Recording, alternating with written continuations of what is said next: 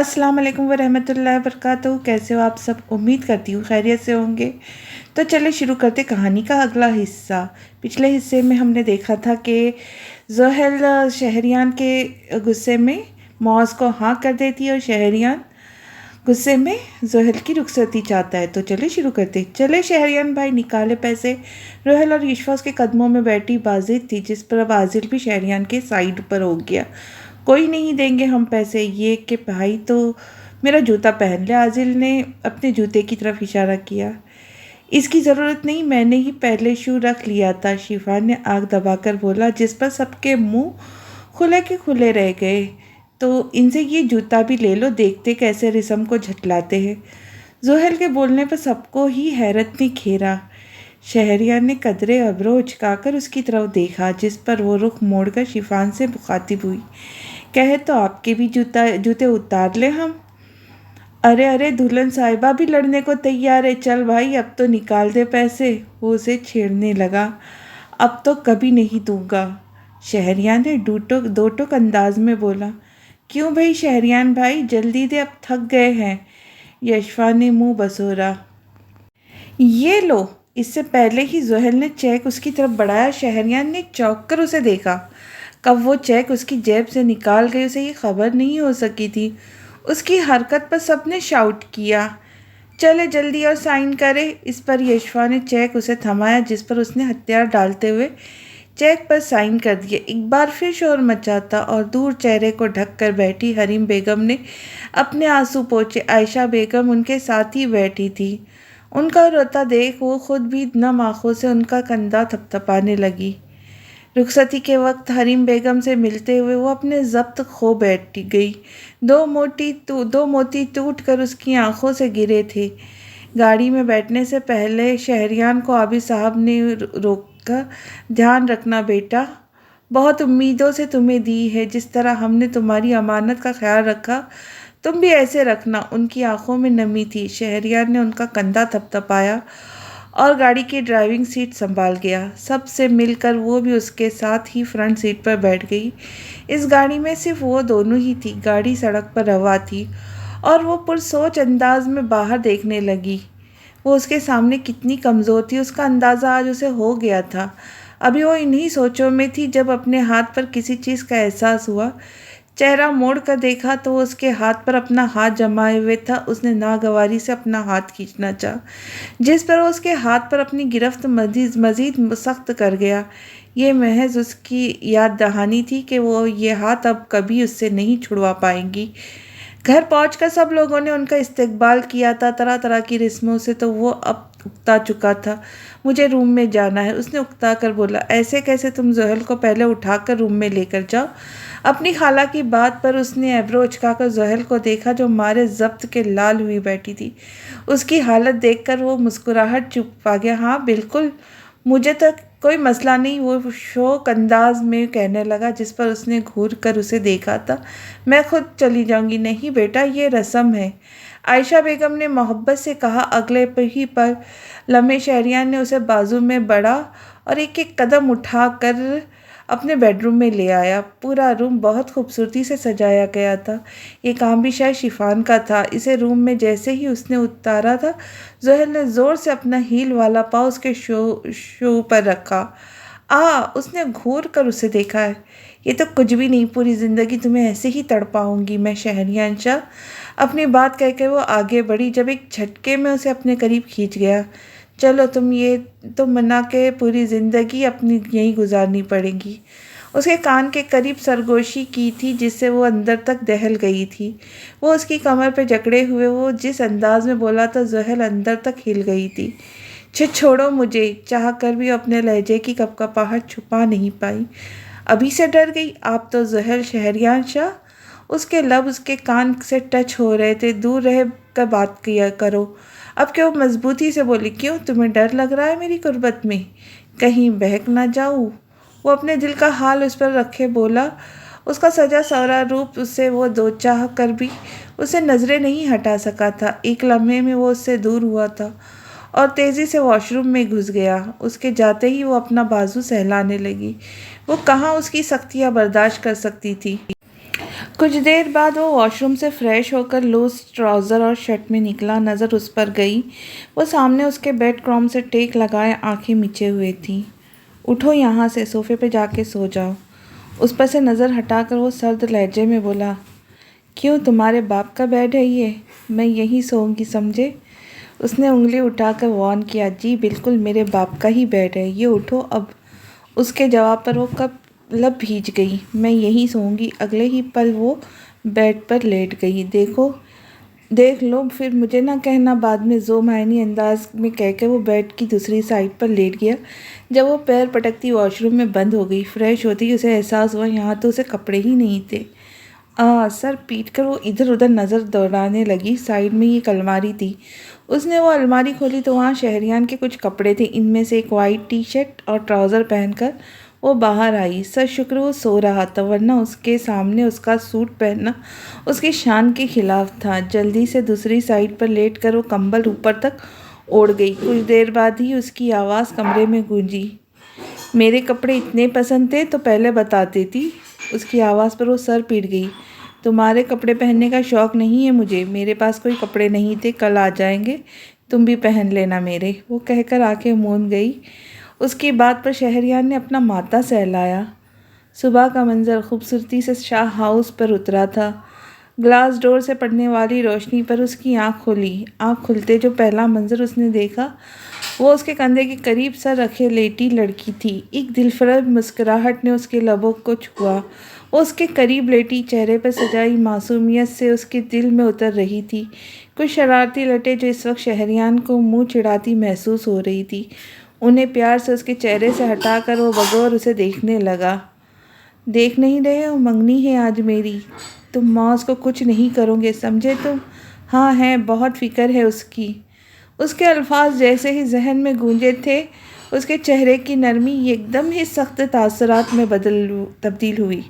تم نے مجھ پر معاذ کو فوقیت دی، ذہل، یہ بات میں کبھی نہیں بھولوں گا۔ غصے سے پیر پٹک کر وہ واش روم کی طرف بڑھ گیا۔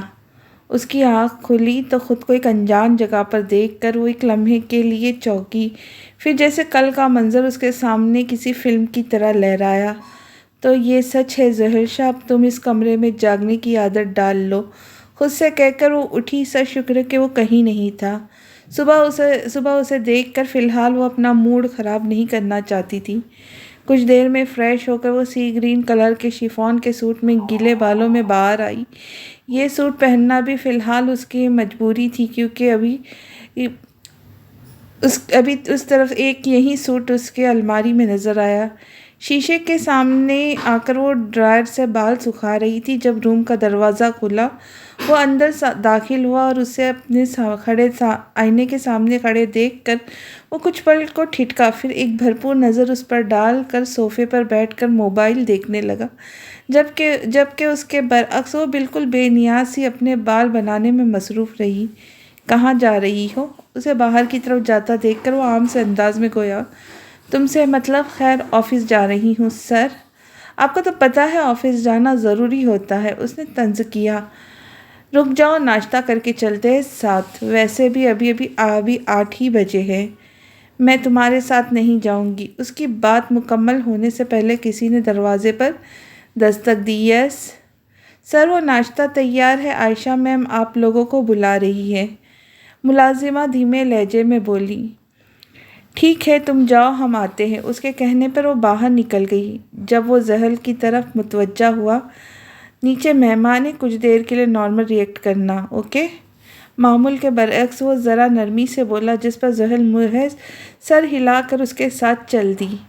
ان دونوں کو سیڑھیوں سے اترتے دیکھ کر سب نے رشک سے انہیں دیکھا تھا۔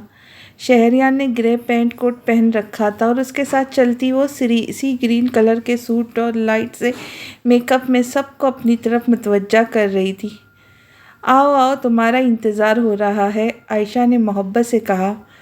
عائشہ، کسی نے تمہارا بہو کو سلام کرنا بھی نہیں سکھایا کیا؟ ابھی اماں نے یہ پہلا طنز مارا تھا اور نہ جانے کتنے طنز اور طعنے تھے جو اب ذہل نے برداشت کرنے تھے۔ السلام علیکم۔ ان کی بات پر صبر کا گھونٹ پی کر وہ سربراہی کرسی کے ساتھ والی کرسی کھینچ کر بیٹھ گئی۔ सरबराही कुर्सी शहरयान की थी, तो अब ये मेरी जगह पर बैठेंगी। बी अम्मा ने गुस्से से लाल पीले होकर शहरयान की तरफ देखा। नहीं अम्मा, आपकी जगह कौन लेगा? आप यहाँ बैठ जाए मेरे साथ। ये अभी नहीं है ना, तो समझती नहीं है। मैं समझा दूंगा इसे। उसने मुस्कुराकर बात संभाली, लेकिन उसके अल्फाज पर ज़ोहैल ने अपने पाँव उसके पाँव पर रखकर जोर डाला।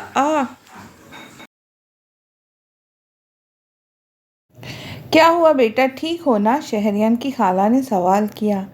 जी जी, बस जंगली बिल्ली पीछे पड़ गई है।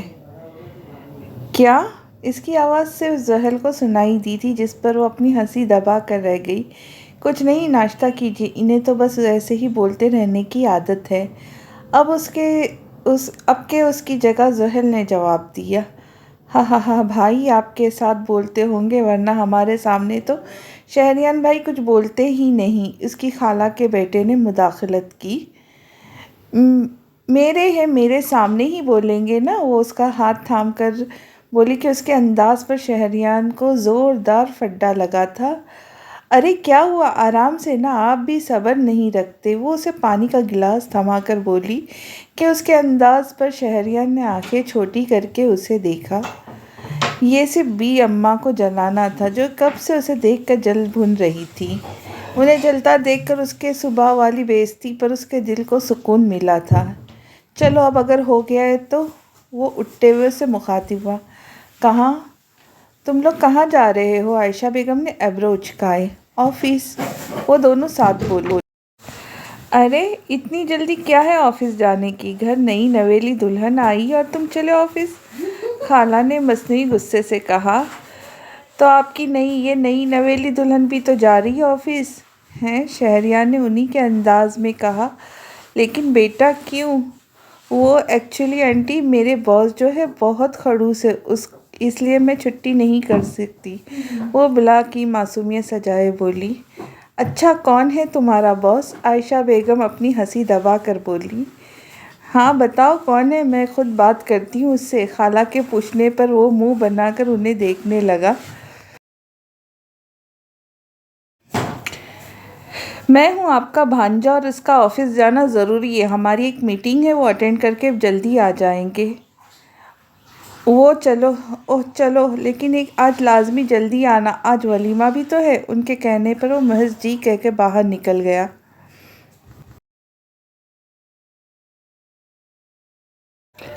ऑफिस आते ही उसने एक झटके से ज़ोहैल को अपने करीब किया था। ये क्या हरकत है? बस देखती जाओ, क्यों बुलाया आज तुम्हें मैंने? वो उसे अपने साथ ही लगाए अंदर दाखिल हुआ। सो ladies and gentleman, meet my wife ज़ोहैल शहरयान Shah. उसने ऐलान किया था कि ज़ोहैल के नाम पर मौज ने बेयकीनी से नज़रें उठाई। वो उसके सामने उसे खुद से लगाए खड़ा था। व्हाट? ज़ोहैल, ये क्या? रामशाह ने खुशगवार हैरत से उन्हें देखा। आप में कुछ जानते होंगे और कुछ नहीं जानते होंगे, बट ज़ोहैल 6 साल से मेरे निकाह में है और कल ही रुखसत करवा कर उन्हें ले आया हूँ। वो बज़ाहिर आम से अंदाज में बोला, जबकि सामने खड़े मौज की हालत देखकर वो बहुत मुश्किल से अपनी हंसी कंट्रोल किए हुए था। ये सब क्या है? उसके जाते ही वो ज़ोहैल से मुखातिब हुआ, जो खुद परेशान खड़ी थी। ये खबर सबके लिए किसी धमाके से कम ना थी, और ऊपर से मौज। ज़ोहैल उससे नज़रें तक मिलाने के काबिल नहीं रही थी। बोलो, ये क्या है ज़ोहैल? क्या बोल कर गए हैं सर? मौज अब के गुर्राया। ये सच है मौज, लेकिन इससे पहले वो बात मुकम्मल करती, सब ने उसके गिर्द जमघटा बना दिया। वो इस कंपनी में वर्कर की जगह अब इस कंपनी की मालकिन बन चुकी थी। ऊपर से इसने कितनी ही लड़कियों के ख्वाब चिकनाचूर कर दिए थे। तुम तो बहुत चुपी रुस्तम निकली, बताया भी नहीं। और इस दिन मौज से एंगेजमेंट, वो सब क्या? सर को जेलस फील करवाने के लिए था? रामशाह के सवाल पर वो पहली बार शर्मिंदा हुई। बस बहुत लंबी कहानी है, तुम छोड़ो, वो झिझक कर कहने लगी। अहम अहम लंबी कहानी? रामशाह ने एक बार फिर से उसे छेड़ा।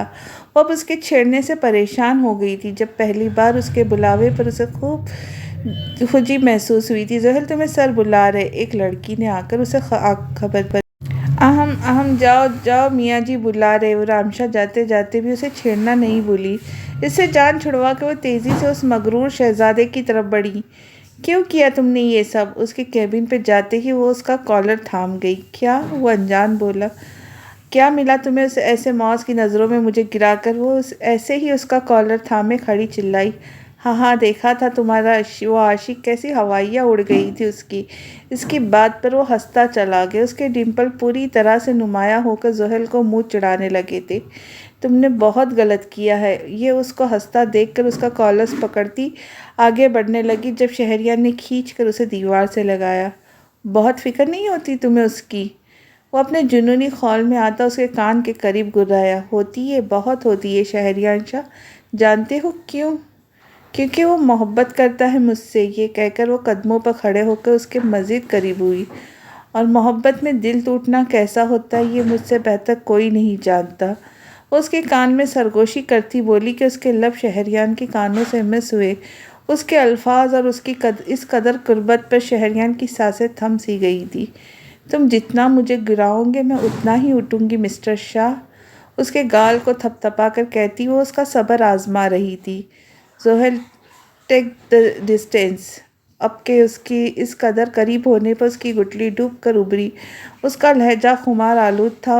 جس پہ زحل نے ایک نظر اسے دیکھا وہ واقعی اس کے بے حد قریب تھی۔ بنا کچھ کہے وہ پیچھے ہوتی باہر کی طرف بڑھی کہ ایک بار پھر شہریان نے اسے کھینچ کر خود سے لگایا۔ اس کی بیک اب شہریان کے ساتھ لگی تھی۔ تم نے تو پوچھا بھی نہیں میں نے کیوں بلایا تھا تمہیں؟ وہ اس کے کان کے قریب سرگوشی کرتا اس کے گردن پہ تھوڑی ٹکا گیا۔ کیوں بلایا تھا؟ نہ چاہتے ہوئے بھی اس کا لہجہ لڑکھڑایا۔ میٹنگ ہے آج، مجھے اپنی پریزنٹیشن سبمٹ کروا دو، وہ کہہ کر عام سے انداز میں کہہ رہا تھا، مگر اس کا خمار آلود لہجہ زحل کے ریڑھ کی ہڈی میں ورد کر گیا۔ دروازے سے پر ہونے والی دستک نے اس کو سکون بخشا تھا۔ یس، اس سے کہہ کر وہ کچھ قدم پیچھے ہوا جب باقر اندر داخل ہوا۔ ارے زہر نصیب، مبارکہ بھائی، بلایا بھی نہیں، اس نے شکوہ کیا۔ آپ کو شاید گھر کے عرصہ ہو گیا ہے باقر صاحب، آپ کے گھر آج ولیمے کا کارڈ گیا ہے، وہ مسکرا کر بولا۔ اوئے ہوئے، بہت مسکرایا جا رہا ہے، لگتا ہے زحل نے اپنا اثر چھوڑ دیا ہے۔ جی بالکل، آپ کی بھابھی ہے ہی ایسی، کوئی بھی دل ہار جائے، اسے ذو معنی انداز میں کہا جس پر جھجک کر باہر نکل گئی۔ کیا میں اندر آ سکتا ہوں؟ باقر اور زحل کے جانے کے بعد وہ پھر سے ایک فائل پر نظر ثانی کر رہا تھا جب اس نے ڈور نوک کیا۔ تمہیں کب سے اجازت کی ضرورت پڑ گئی؟ اس نے ایک نظر اٹھا کر سامنے سے آتے شیفان پر ڈالی جو اب کرسی کھینچ کر بیٹھ رہا تھا۔ یہ فائل بند کرو، مجھے تم سے بات کرنی ہے۔ اس کی بات کو نظر انداز کر کے وہ سنجیدگی سے گویا ہوا جس پر شہریار اب پوری طرح سے اس کی طرف متوجہ ہو گیا۔ اوہو، وہ اچھے سے جانتا تھا شیفان کیا بات کرنے آیا ہے۔ مجھے پتا ہے، تم جانتے ہو میں کیا بات کرنے آیا ہے؟ دیکھو شہریار، میں اچھے سے جانتا ہوں تم ناراض ہو زحل سے، لیکن اب وہ تمہارے گھر پر آ گئی، اس لیے میں نہیں چاہتا وہ تمہاری وجہ سے کہیں بھی شرمندہ ہو۔ وہ اسے اکیلا پن محسوس ہوا۔ اس کا اشارہ کچھ دیر پہلے ہونے والے اعلان پر تھا جس پر آفس کے کچھ لوگ زحل کو نہ جانے کن کی نظروں سے دیکھ رہے تھے، اور یہ بات وہ اچھے سے محسوس کر گیا۔ اس میں اس کی اپنی غلطی ہے۔ اسے کس نے کہا تھا اس لڑکے کو مجھ پر فوقیت دینے کا؟ اسے کس نے کہا تھا میرے نکاح میں ہوتے ہوئے اس معمولی سے لڑکے سے منگنی کرنے کو؟ اب بھگتے سب۔ اور میں نے کیا غلط کیا جو تم میرے سے سوال کر رہے ہو؟ میں نے سب کو بتایا۔ زحل ابراہیم شاہ در حقیقت زحل شہریار شاہ ہے۔ اس کی آنکھیں اس کا اندر کا پتہ دے رہی تھی۔ اس کی سرخ آنکھوں کو دیکھ شیفان نے سر جھٹکا۔ دیکھو شاہ، غلطی کسی سے بھی ہو سکتی ہے، اس سے بھی ہو گئی۔ اس کی بات مکمل ہونے سے پہلے وہ اچک گیا۔ غلطی نہیں، یہ صرف غلطی نہیں ہے شیف، یہ گناہ ہے اس کا۔ وہ میری ہے، شہریار شاہ کی، صرف میری ہے، پھر کیسے وہ کسی کے بارے میں سوچ سکتی ہے؟ اسے میں نے اتنا حق دیا ہی نہیں ہے کہ وہ میری ذات کے علاوہ کسی کو دیکھے یا اسے پسند کرے۔ اس کی ہر چیز پر، ہر نظر پر صرف میرا حق ہے، اس کی ذات پر، اس کی سانس پر صرف میرا حق ہے، صرف میرا۔ وہ ضدی انداز میں بولا کہ اس کے انداز پر شیفان کو بہت عرصے سے سویا ہوا شہریار جاگتا محسوس ہوا۔ اس کی محبت جاگ رہی تھی جو شاید وہ سلا چکا تھا۔ وہ شاید بے چین تھا جبھی اس کے ذرا سے چھیڑنے پر دل کا حال اس کے سامنے رکھ رہا تھا۔ اگر ایسی بات ہے تو تم کیسے بھول گئے؟ اس نے تمہاری وہ فون کال بھی سنی تھی جب تم کسی لڑکی کے ساتھ مصروف تھے، وہ اسے گھورتے ہوئے بولا۔ ایسا کچھ نہیں ہے، اس نے صرف اس لڑکی کی آواز سن کر کال کٹ کر دی تھی، میری بات تو اسے یاد بھی نہیں ہوگی، اور ہے بھی تو اسے کوئی حق نہیں ہے مجھ سے سوال کرنے کا۔ پہلے وہ خود تو بے وفائی چھوڑے، پھر مجھ سے سوال کرے۔ وہ سر جھٹک کر کہنے لگا، تم غلطی کر رہے ہو شاہ، پھر سے غلطی کر رہے ہو۔ زحل کو اس وقت اگر کوئی چیز موت سے دور اور تم سے قریب کر سکتی ہے تو وہ صرف تمہاری محبت ہے۔ اسے تمہاری محبت ہی پھر سے قریب کر سکتی ہے، ورنہ تم سے کچھ سوچا ہے وہ کیوں معاذ کی طرف متوجہ ہوئی؟ کیونکہ معاذ کی نظروں میں اس کے لیے صاف محبت جھلکتی ہے۔ شیفان اس کی بات پر تندرستی سے کاٹ گیا۔ اس کا صبر کا پیمانہ لبریز ہو رہا تھا۔ آئی نو وہ شاہ تو پوزیسو ہے اسے لے کر، لیکن یہ حقیقت ہے، میں نے تمہارے بھلے کے لیے ہی کہہ رہا ہوں۔ میں نہیں چاہتا یہ رشتہ پھر سے ٹوٹے، کیونکہ اگر یہ رشتہ اب ٹوٹا تو کچھ بھی نہیں بچے گا شہریار، کچھ بھی نہیں۔ اس کے کہنے پر شہریار کو معاملہ سنگین ہونے کا احساس ہوا۔ کیا کروں میں پھر؟ وہ ہارے سے لہجے میں بولا۔ مناؤ اسے، پیار سے مناؤ، کیونکہ وہ صرف پیار سے ہی تمہاری طرف لوٹیں گی۔ عورت ایسی ہی ہوتی ہے شہریار، اسے تم جتنا سختی کے عادی بناؤ گے وہ بن جائے گی، سختی برداشت کرنا سیکھ جائیں گے اور پھر خود بھی سخت بن جائے گی۔ لیکن اس سے پھر سے بھی کہیں نہ کہیں محبت کی بھوک ہوتی ہے، کیونکہ عورت نہ تو عزت کے بغیر رہ سکتی ہے نہ ہی محبت کے۔ وہ محبت کی تلاش کرتی ہے، اگر اسے اپنے شوہر سے محبت نہ ملے تو وہ اپنے بچوں میں تلاش کرتی ہے۔ ہاں، اگر عورت سے نرمی اور محبت سے پیش آؤ تو وہ چاہ کر بھی خود کو تم سے دور نہیں کر پائیں گی۔ وہ ایک ایک لفظ ٹھہر کر بولا کہ اس کے الفاظ شہریار کے دل پر جمی برف کو پگھلانے لگے تھے۔ ویسے تمہارا اتنی لمبی چوڑی تقریر دینے کے بعد ایک نتیجے پر پہنچا ہوں۔ کچھ دیر بعد وہ سوچتا ہوا بولا، کیا؟ یہی کہ تمہیں عورتوں کا بہت ایکسپیرینس ہے۔ وہ آنکھ دبا کر بولا کہ اس کے انداز پر شیفان جی جان سے کڑا تھا۔ تیرا کچھ نہیں ہو سکتا۔ ایک تیز نظر اس پر ڈال کر وہ باہر نکل آیا۔ اس کے پیچھے وہ الفاظوں پر واقعی غور کرنے لگا۔ نکل جاؤ یہاں سے، مجھے تم سے کوئی بات نہیں کرنی، اس نے دو ٹوک انداز میں کہا۔ واہ میری کیا غلطی ہے؟ میں تو دوست پلس بھائی ہوں نا تمہارا، ہمیشہ میں نے تمہیں شہریار سے پہلے رکھا، مجھ سے کیوں خفا ہو تم؟ عادل اس کے سامنے کھڑا منت سماجت کر رہا تھا، جو اس کی ایک بات سننے کو تیار نہیں تھی۔ آفس میں بنے کیفیٹیریا میں دونوں ہی منہ پھلائے بیٹھے تھے۔ تم منع کر سکتے تھے، میں کیسے منع کرتا؟ اور وہ بھی اس مچھر کے لیے؟ دیکھو کیسے شہریار کے سامنے آواز تک نہیں نکل رہی ہے اس کی۔ وہ سامنے کھڑے معاذ کی طرف اشارہ کرتا بولا، جو خاموشی سے سر جھکائے شہریار کی کوئی بات سن رہا تھا۔ یہی فرق ہے اس میں تم لوگوں میں۔ وہ مغرور نہیں ہے تمہارے اس دوست کی طرح، وہ عزت کرنا جانتا ہے، جو کہ تمہارے دوست کو بالکل نہیں معلوم۔ دیکھ رہے ہو کیسے گردن اکڑا کر رکھا ہے؟ اس کا انداز خاصا ناگواری والا تھا، اس پر سوٹ کرتا ہے، اس پر یہ سب جچتا ہے، وہ سب جو تم اس کی خامیوں کو سمجھ کر مجھے بتا رہی ہو۔ دفع ہو جاؤ، بتاؤ تم کسے فوقیت دیتے ہو؟ مسلسل اس کے گن گا رہے ہو۔ ویسے کتنے پیسے دیے اس نے ایبرو اچکائے۔ وہ میں اس سے بعد میں ڈیل کروں گا۔ اس نے دانت نکال کر دیکھا، جس پر زحل نے ایک چپت رسید اسے کی۔ میں جا رہی ہوں، تمہاری بکواس سننے کا ٹائم نہیں میرے پاس۔ اس نے مذاقیہ انداز میں دیکھ کر وہ اٹھی کہ اس نے پھر سے اس کا ہاتھ تھام کر اسے کرسی پر بٹھایا۔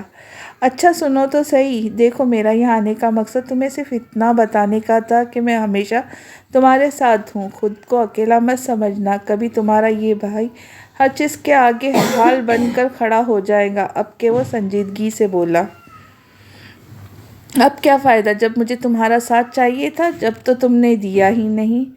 ہاں، کیونکہ میں اس مچھر کو تمہارے لیے بہتر نہیں سمجھتا۔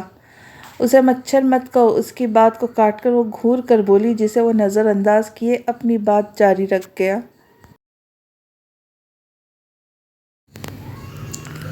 جو شخص ابھی تمہارے لیے کھڑا نہیں ہو سکتا، وہ آگے جا کر کیا ہوتا؟ اسے دیکھا ہے کیسے وہ شہریار سے خوف کھاتا ہے، تو آگے جا کر تمہیں کیا لگتا ہے وہ شاید اسے چھوڑ دیتا؟ کبھی نہیں۔ میری نظر میں تم نے اس لڑکی کی جان بچا دی ہے آنٹی کی بات مان کر، کیونکہ اگر تم اس شہریار پر اسے فوقیت دیتی وہ اسے ختم کر دیتا۔ دونوں ہی اس کی ضد سے واقف ہے۔ اس کا اندازہ خاصا سمجھانے والا تھا۔ ہمیشہ کیوں اس کی ضد سے ڈرے؟ شہریار ضدی ہے، شہریار کی ضد ہے، شہریار یہ کرے گا، شہریار وہ کرے گا، ہمیشہ تم سب کو یہی ڈر کیوں ہوتا ہے؟ کیوں سب اس کے سامنے کمزور ہے؟ وہ کرب سے بولی۔ تم سمجھنے کے موڈ میں نہیں، یا پھر تم نے اسے سمجھنا ہی چھوڑ دیا ہے؟ اسے کہہ کر وہ اٹھ کر باہر نکل گیا جہاں شیفان اس کا انتظار کر رہا تھا۔ کیا بنا؟ اس نے تشویشی انداز میں پوچھا۔ میرا والا تو شاید سمجھ گیا ہے، تو اپنا بتا۔ شیفان کو اس کی شکل سے ہی مایوسی کا پتہ لگ گیا تھا۔ ان عورتوں کو کون جیت سکتا ہے؟ اس نے کندھے اچکا کر مایوسی سے کہا، جس پر وہ سر جھٹک گیا۔ جانتا تھا شہریار شیر ہے تو زحل سوا شیر ہے۔ ولیمے کا فنکشن شروع ہو چکا تھا۔ وہ دونوں آج ساتھ ہی انٹر ہوئے تھے۔ آس پاس انار اور پھولوں کی برسات میں وہ دونوں چلتے ہوئے کسی ریاست کے شہزادہ اور شہزادی سے کم نہیں لگ رہے تھے۔ انہیں ساتھ دیکھ کر نہ جانے کتنی ہی دعائیں حریم بیگم اور عائشہ کے دل سے نکلی تھیں۔ ایک بار پھر حالات بحال ہونے لگے تھے۔ بیٹا گھر چلو، حریم بیگم نے امید سے کہا۔ لیکن چوتھی کی رسم تو کل کی ہے نا، ابھی ہماری بہو کو ایک دن ہمارے پاس چھوڑ دے، عائشہ مسکرا کر بولی، جس پر وہ چاہ کر بھی منع نہیں کر سکی۔ مام میں کل آ جاؤں گی۔ اس نے محبت سے حریم بیگم کے ہاتھ کو چومے۔ چلو لیکن شہریار اس کے ساتھ ضرور آنا بیٹا، کل کا دن ہمارے نام کر دو۔ عابد صاحب کے کہنے پر اس نے تابعداری سے سر ہلایا، جبکہ وہ محض منہ بسور کر رہ گئی۔ رات 12 بجے کے قریب وہ لوگ فنکشن سے واپس لوٹے۔ اسے اگنور کر کے وہ سیدھا روم کی طرف بڑھ گئی کہ اس کے نظر انداز کرنے پر برا سا منہ بنا کر رہ گیا۔ روم کی طرف بڑھا جہاں دشمنی جہاں پورے ہتھیاروں سمیت ڈریسنگ ٹیبل کے سامنے کھڑی اپنی جویلری اتار رہی تھی۔ اس نے آج سلور کامدار میکسی پہنی ہوئی تھی، جس کا گلا اس کی سفید گردن کو مزید واضح کر رہا تھا۔ بالوں کو اس نے جوڑے کی شکل میں قید کیا ہوا تھا۔ وہ چھوٹے چھوٹے قدم اٹھاتا اس کے پاس آیا۔ آفس سے وہ ازل کے ساتھ واپس آئی تھی اور آتے ہی وہ رحل کے ساتھ پارلر چلی گئی تھی۔ ہال میں بھی وہ اس سے چوری چوری دیکھ رہا تھا، لیکن تفصیلی جائزہ اس نے اب لیا تھا۔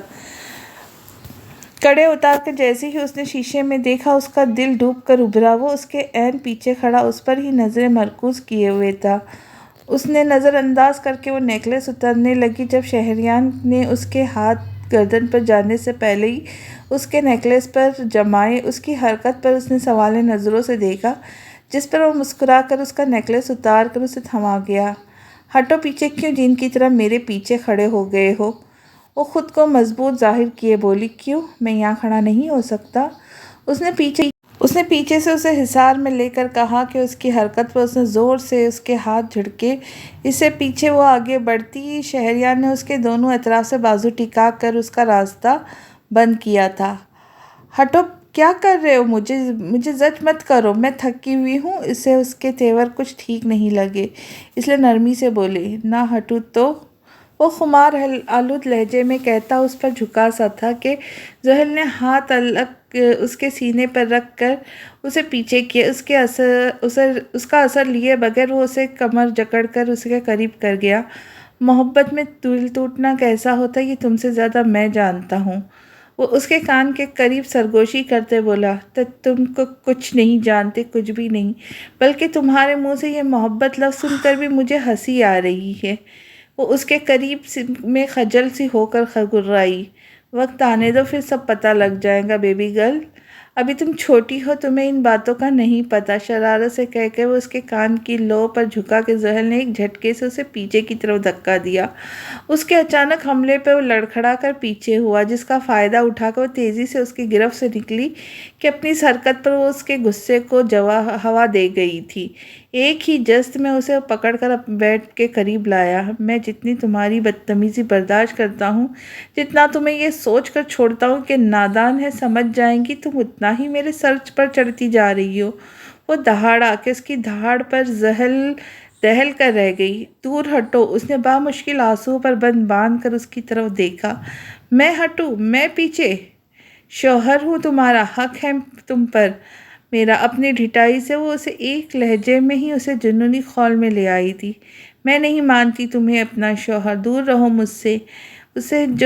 اسے خود پر جھکا دے کر بری طرح چلائی۔ زحل، 1 منٹ سے پہلے اپنی بدتمیزی بند کرو، ورنہ اپنا برا इतना बुरा पेश आऊँगा कि तुम्हें पूरी ज़िंदगी याद रखूँगी। दूर रहो मुझसे शहरयार शाह। ये मोहब्बत है तुम्हारी? इसे मोहब्बत कहते हो तुम? अपने हवस को तुम मोहब्बत का नाम देते हो? उसके अल्फाज पर उसने बेयकीनी से उसे देखा। उसकी नज़रों में उसे अपने लिए सिर्फ नफ़रत ही नज़र आई। तुम सिर्फ ज़ुहैल नहीं हो, तुम मेरी ज़ुहैल ही नहीं सकती। मेरी मोहब्बत पर कैसे शक कर सकती हो तुम? उसने बेयकीनी से उसका चेहरा हाथों में थाम कर कहा, मर गई वो ज़ुहैल जो तुम्हारे इस हवस को मोहब्बत समझती थी। उसके जहर खंदक होने पर वो गुस्से से सुर्ख होता इंग्लिश में कोई गाली मुंह से निकाल कर उसे ज़ोर से बेड पर मुक्का मारा कि कुछ देर दूर खड़े होकर उसे देखता रहा। फिर लंबे लंबे डिग भरे, फिर वो कमरे से बनी बालकनी में चला गया। उसके जाते ही उसे अपने गुस्से में कहे गए अल्फाजों पर अफसोस हुआ था। उसने आज से पहले कभी भी उसे इतने गुस्से में नहीं देखा था। कुछ देर बाद वो वॉशरूम से फ्रेश सादा सा कुर्ता पहनकर बाहर आई। वो अब भी कमरे में नहीं आया था। बाहर बालकनी में उसे धुआं उठता नजर आया।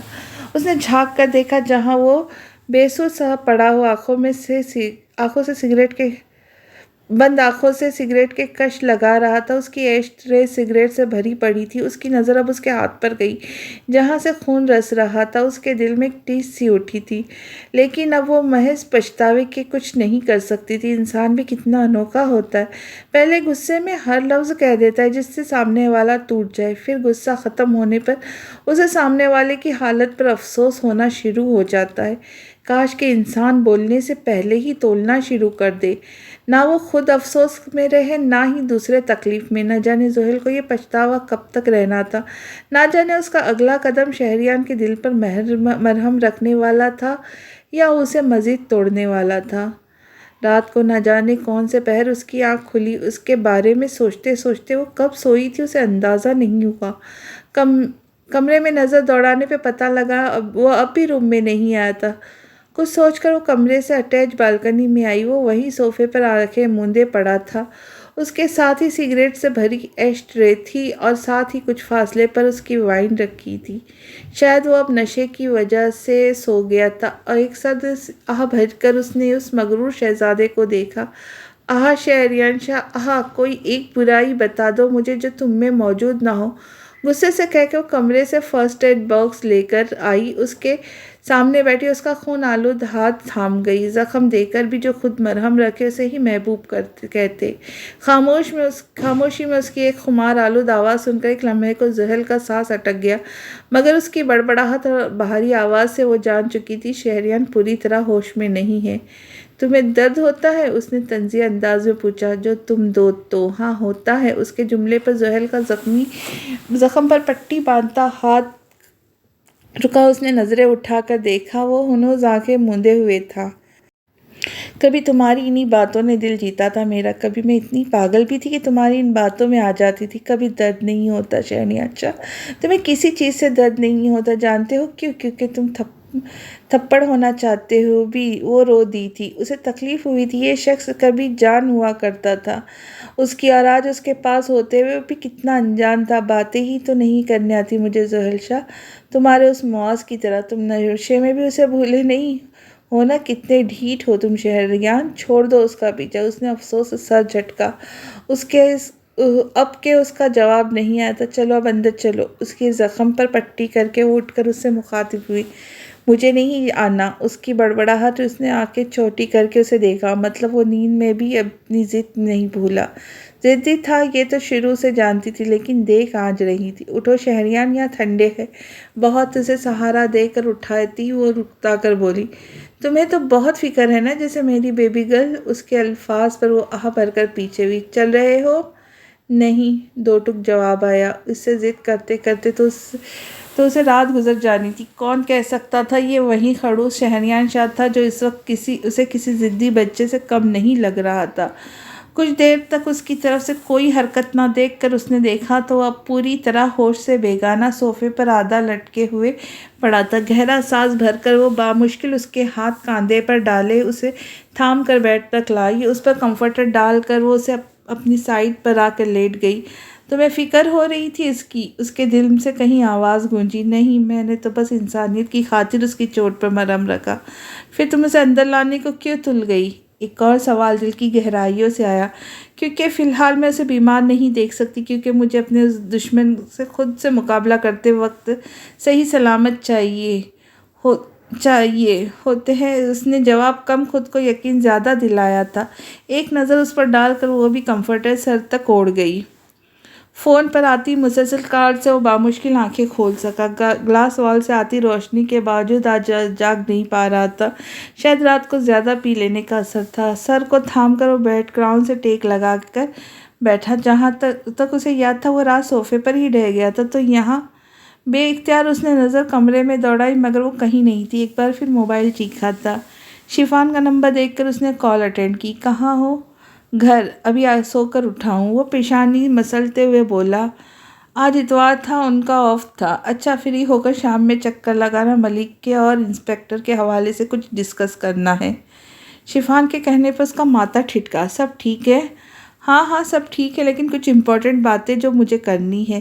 سب تمہارے حساب سے ہی ہو رہا ہے، جو نہیں ہو رہا ہے اسے ہم ڈسکس کر کے بنا لیں گے۔ اب کہ وہ اسے مطمئن کرنے کو بولا، جس میں وہ کافی حد تک کامیاب بھی حاصل ہوئی۔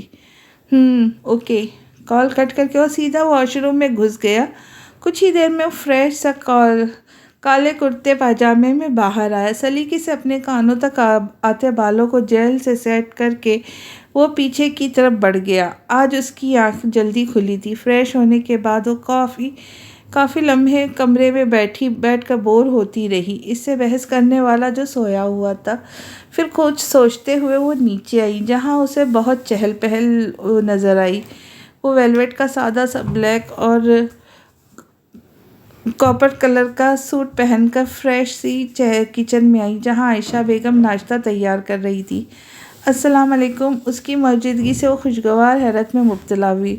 وعلیکم السلام۔ آؤ میرا بچہ، کیا لوگی بتاؤ؟ میں کافی بناؤں گی، ان کے انداز پر زحل نے مسکرا کر جواب دیا۔ نہیں، تم بیٹھو، رامی تمہارے لیے کافی بناتا ہے۔ ابھی تو تم نئی نویلی دلہن ہو۔ یہ کیا بات ہوئی؟ دیکھیں آنٹی، یہ بہت غلط بات ہے۔ وہ ایک دم سے سنجیدہ ہوئی، جس پر عائشہ نے فکرمندی سے اسے دیکھا۔ کیا ہوا بچے؟ یہ اگر آپ اتنے محبت اور پیار سے رہیں گی تو مزہ ہی نہیں آئے گا۔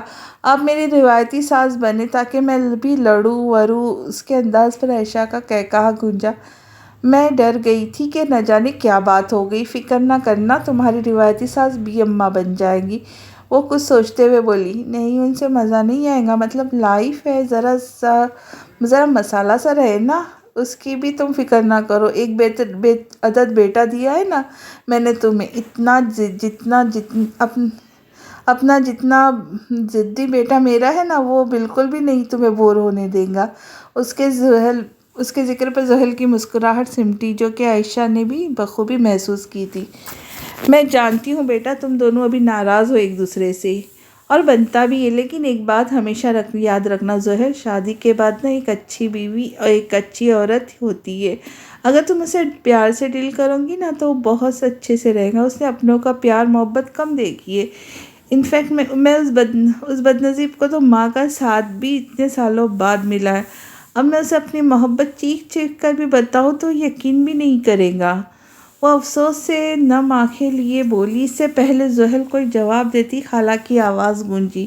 ماشاء اللہ، ماشاء اللہ۔ ان کی آواز پر اس نے بے ساختہ اس کی طرف دیکھا۔ وہ سیڑھیاں اتر کر آ رہا تھا کہ اس کے اور بلیک قمیص شلوار میں دیکھ کر خالہ، اس کی کچھ کزنز اور زحل حیران رہ گئے تھے۔ وہ بہت کم ہی شلوار قمیض میں نظر آتا تھا، مگر جب بھی پہنتا تھا اس سے نظریں ہٹانا مشکل ہو جاتا۔ وہ اب بھی کالے سوٹ پر کریم کلر کی شال لے کر بہت وجیح لگ رہا تھا۔ یہ شاید پہلی بار تھا جب زحل نے اسے کالے سوٹ میں دیکھا تھا۔ اس کے سفید رنگت پر بلیک مزید جچ رہا تھا۔ اس سے نظریں ہٹا کر وہ جیسی ہی پلٹی، اس کی نظر ایک لڑکی پر گئی۔ وہ مبہوت زدہ سی شہریان کو دیکھ رہی تھی۔ عجیب سی جلن سی محسوس ہوئی۔ جاؤ بیٹا، تم ڈائننگ پر جا کر بیٹھو، میں ناشتہ لگواتی ہوں۔ ہاں، یہ کافی شہریان کو بھی دے دینا۔ اسے صبح اٹھتے ہی کافی پینے کی عادت ہے۔ عائشہ کی آواز پر وہ اس لڑکی سے نظر ہٹا کر کافی کا کپ ان سے لیتی باہر آئی، جہاں وہ موبائل میں بڑی سربراہی کرسی پر بیٹھا ہوا تھا۔ اس نے جا کر کافی اس کے سامنے رکھی۔ وہ ہنوز موبائل میں مصروف رہا جیسے اس کے آنے کی اس کی کوئی خبر ہی نہ ہوئی ہو۔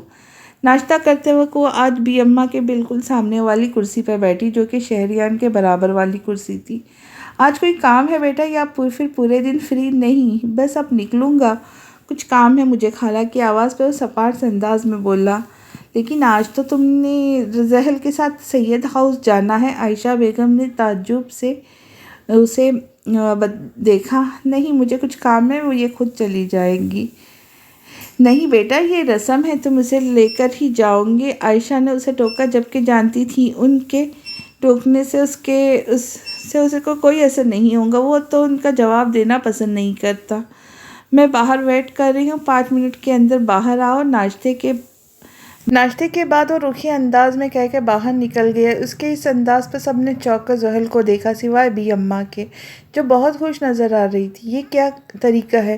کم از کم لوگوں کے سامنے تو صحیح ریئیکٹ کیا کرو۔ سب عجیب عجیب نظروں سے مجھے دیکھ رہے تھے۔ گاڑی میں بیٹھتے ہی وہ اس پر غرائی کہ معمول کے برعکس وہ چپ ہو کر گاڑی اسٹارٹ کر گیا۔ پورے راستے وہ خاموش رہا جس سے وہ بے چین ہو گئی تھی۔ وہ کہاں اس کی چپ کی عادی تھی؟ گاڑی ایک پیٹرول پمپ پر رکی۔ ادھر آؤ ذرا، اس کے سامنے سے ایک بچے کو پکارا جس پر وہ بھاگتا ہوا گاڑی کے قریب آیا۔ جی باجی، اس نے ہاتھ میں پکڑے گجرے دکھانا شروع کیے۔ یہ چھوڑو، پہلے یہ بتاؤ کہ تم سگریٹ کیوں پی رہے تھے؟ یہ عمر ہے تمہاری؟ اس کی بات پر شہریان نے کنکھیوں سے دیکھا۔ وہ باجی، کوئی بہانہ نہیں، 10-11 سال کے ہو تم اور یہ سگریٹ پیتے ہو؟ پتہ نہیں ہماری آج کل کے یوتھ کو کیا ہو گیا ہے، یہ سگریٹ پینے سے انہیں لگتا ہے یہ امیر بن گئی یا بہت اچھے لگ رہے، جبکہ جاہلوں کا کام ہے یہ، سمجھے؟ بظاہر وہ سننا اس بچے کو رہی تھی، لیکن اصل مقصد اپنے ساتھ بیٹھے اس مغرور انسان کو سنانے کا تھا جو جان کر بھی انجان بن رہا تھا۔ یہ لو اب اس سے کچھ اچھا کھانا لینا، نہ کہ سگریٹ۔ وہ اسے کچھ نوٹ دے کر وہ شیشہ اوپر کر گئی۔ پیٹرول بھرنے کے بعد وہ خاموشی سے گاڑی اسٹارٹ کر گیا۔ کچھ ہی دیر میں وہ سید ہاؤس کے سامنے تھے۔ تم نہیں آؤ گے؟ اپنی انا کو مار کر وہ گاڑی سے اترتی ایک بار پھر اس سے مخاطب ہوئی کہ اس کی بات نظر انداز کر کے وہ جواب دیے بغیر گاڑی زن سے بھگا لے گیا۔ اس کی حرکت پر زحل پیر پٹک کر اندر کی طرف بڑھی۔ السلام علیکم۔ اس کو دیکھتے ہی زحل خوشی سے بھاگتے ہوئے استقاطی گلے لگ گئی۔ میں نے تمہیں بہت یاد کیا۔ جھوٹی، اگر یاد آتی تو کال تک تو کی نہیں۔ اسے خفگی سے اسے دیکھا۔ مجھے لگا تم شہریان بھائی کے ساتھ بیزی ہوں گی۔ اس نے آنکھ دبا کر اسے چھیڑا۔ اس سے ملنے کے بعد وہ حریم بیگم کے روم میں گئی جہاں زحل کی مام اور وہ دونوں بیٹھے باتوں میں مصروف تھے۔ اسے دیکھتے ہی دونوں محبت سے ملی۔ شہریان نہیں آیا؟ کچھ دیر ادھر ادھر کی باتوں کے بعد حریم بیگم نے اس سے پوچھا۔ نہیں، وہ بیزی تھا نہیں تھے، شوہر کا نام عزت سے لیتے ہیں چندا۔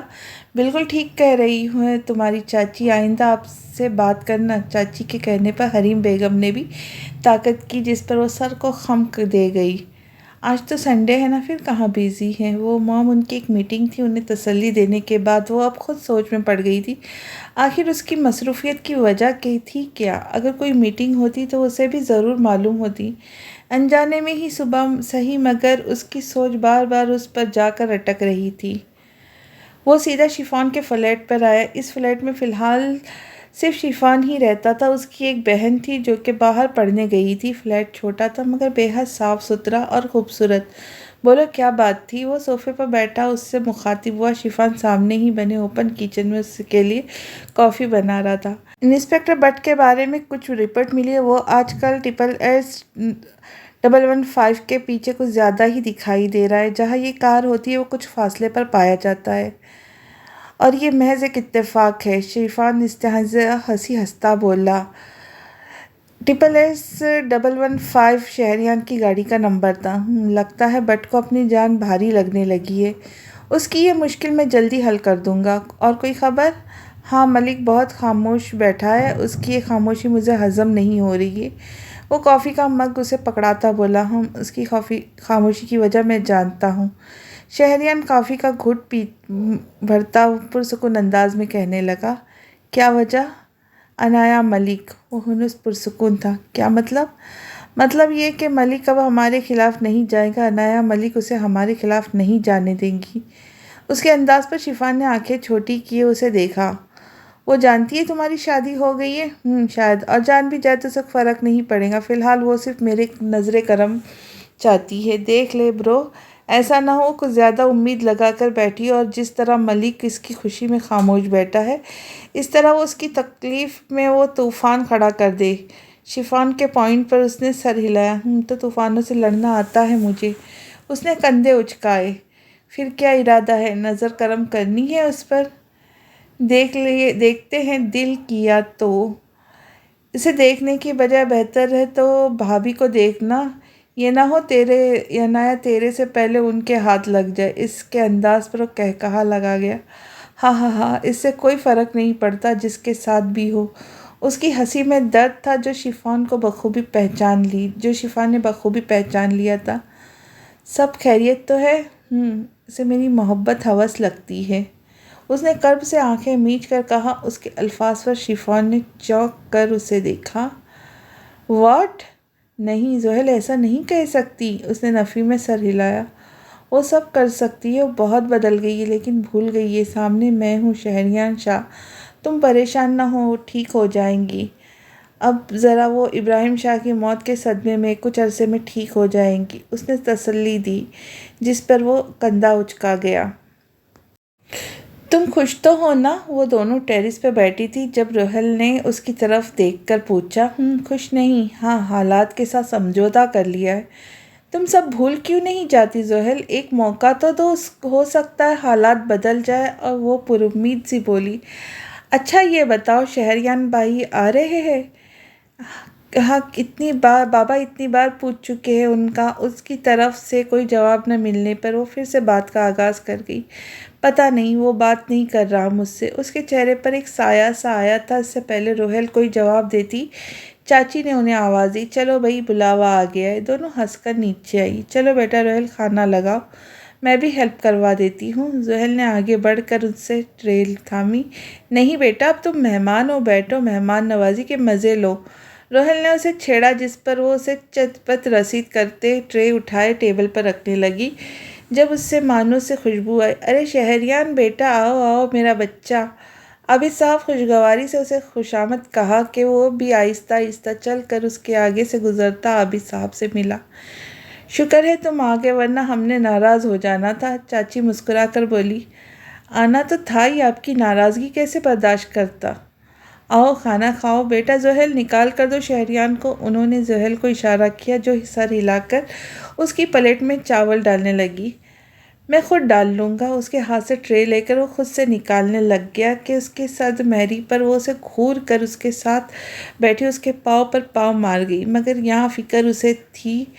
وہ ہنوز کھانے میں انصاف میں مصروف تھا۔ رات کا کھانا اچھے ماحول میں کھایا گیا۔ شہریان بیٹا، کافی پلو گے یا چائے؟ عابد صاحب نے مسکرا کر پوچھا۔ میں تو کافی لوں گا، لیکن اگر روہیل بنائے گی تو۔ اسے اٹھتا دیکھ وہ روہیل سے مخاطب ہوا۔ اچھا چلو زحیل، تم ان سب کے لیے چائے بنا لو، میں کافی بناتی ہوں۔ اس کے کہنے پر وہ منہ بسور کر کچن میں گھس گئی۔ بلا وجہ کا ایٹیٹیوڈ دکھا رہا ہے۔ کون؟ وہ خود سے مخاطب تھی جب روہیل نے اس سے سوال کیا۔ تمہارا بیسٹی۔ ہاں، ایٹیٹیوڈ تو شروع سے ہی اس کا بہت ہے، لیکن یہ بتاؤ تم دونوں میں کوئی انبن ہوئی ہے کیا؟ ہم بات ہی کب کرتے ہیں، جب بھی ہوتی ہے لڑائی ہی ہوتی ہے۔ اس نے کندھے اچکائے۔ یہ بھی صحیح ہے، روہیل مصروف سی بولی۔ اسے کافی بناتے دیکھ اس کے ذہن میں ایک آئیڈیا آیا۔ رکو، یہ کافی میں بناتی ہوں، تم چائے نکال لینا۔ اس کے کہنے پہ وہ سر ہلا گئی۔ کچھ دیر میں وہ دونوں چائے اور کافی ڈرائنگ روم میں لے کر بیٹھ گئی۔ اور آج کل کیا چل رہا ہے شہریان؟ عابد صاحب نے پھر سے بات کا آغاز کیا۔ بس آفس، اور کچھ نہیں۔ اس کے صاف جھوٹ پر زحیل نے نظریں پھیر کر اسے دیکھا۔ جھوٹا ڈان کہیں کا! کچھ کہا؟ اس کے بڑبڑانے پر شہریان نے سرگوشی کی۔ اس کے سپاٹ انداز پر لب بھیج کر رہ گئی۔ اتنے ٹائم میں وہ اب اس سے مخاطب ہوا تھا، وہی بھی اسی انداز میں۔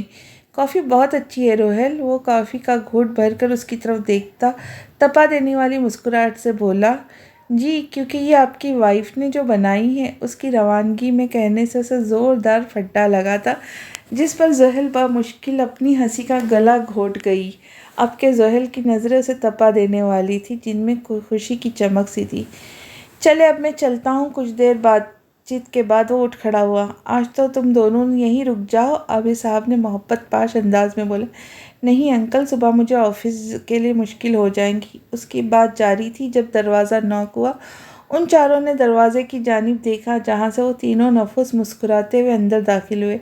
السلام علیکم، ان کی پرجوش آواز سے سبھی خوشگواری سے اٹھے تھے۔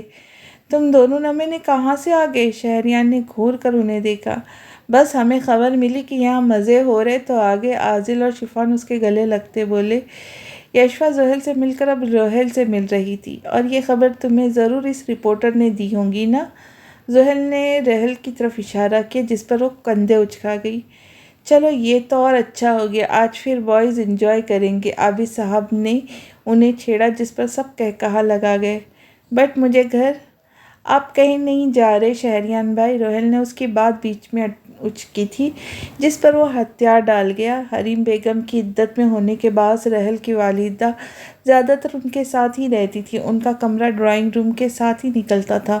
ان سب کی کھلکھلانے کی آواز سے وہ جی اٹھی تھی۔ رات کے 12 بجے عابد صاحب اپنے کمرے میں آرام کے لیے چلے گئے۔ مووی دیکھیں؟ عازل کی فرمائش پر سب نے ہی تائید کی سوائے اس خڑوس کے، جو کہ جب سے صرف تھوڑا ہی بہت ہی بول رہا تھا۔ وجہ شاید زحل کی موجودگی تھی۔ مووی لگاؤ تم لوگ، ہم کچھ اسنیکس بنا کر لاتے ہیں۔ زحل مسکرا کر اٹھی کچن کی طرف بڑھ گئی کہ اس کے جاتے ہی یشفا بھی اس کے پیچھے آ گئی۔ تم دونوں میں کچھ چل رہا ہے کیا؟ مطلب کوئی ناراضگی وغیرہ؟ یشفا کے سوال پر وہ تلخی سے مسکرائی۔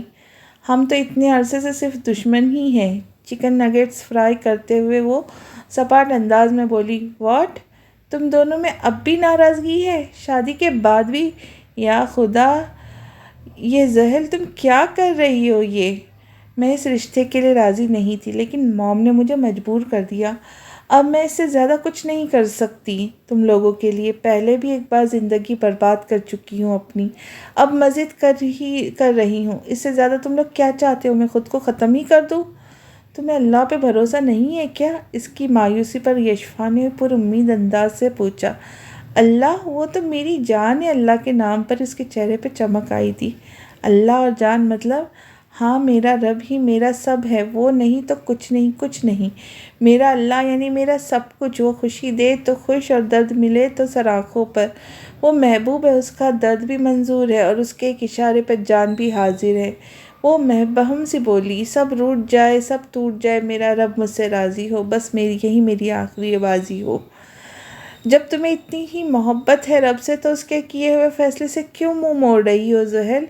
اس کے سوال پر زحل نے چونک کر اسے دیکھا۔ یہ بات تو اس نے کبھی سوچی ہی نہیں تھی، کیونکہ اللہ جانتے ہیں میں نے کیا کچھ سہ کر اپنے آپ کو ایک نئی زحل بنایا ہے، کن کن درد سے گزری ہوں میں۔ سب کچھ تو قربان کر دیا تھا میں نے اس پر۔